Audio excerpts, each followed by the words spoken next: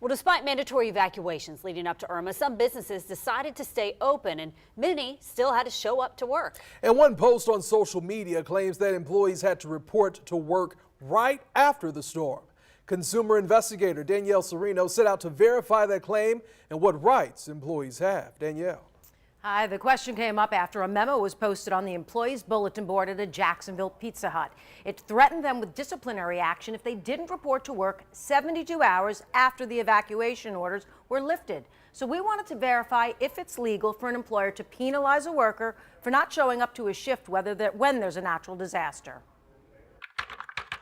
The story began with this photo on Twitter taken at a Jacksonville Pizza Hut. It was a memo for employees about hurricane procedures, which read, if evacuating, you will have a 24-hour before storm grace period to not be scheduled, and you must return within 72 hours.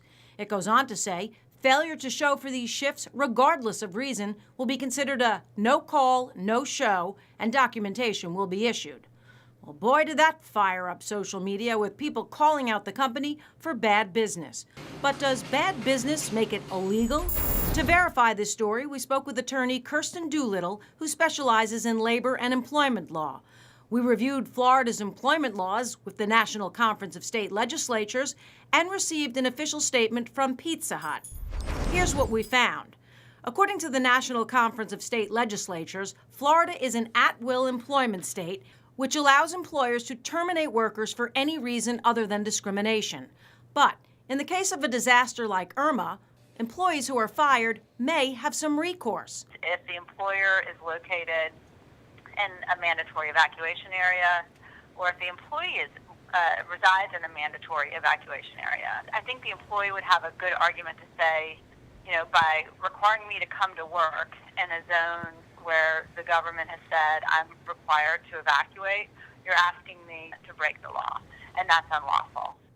On Facebook, Pizza Hut tried to make it great again, as its slogan says, saying there is no policy that dictates when team members can leave or return from a disaster, and that the manager who posted this did not follow company guidelines.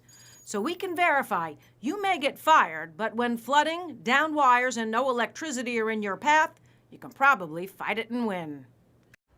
Now, there's no such thing as a disaster leave in the United States, and low-income workers often lose money when they miss work for a life-threatening storm. But legal experts say hurricane-related firings are far less common.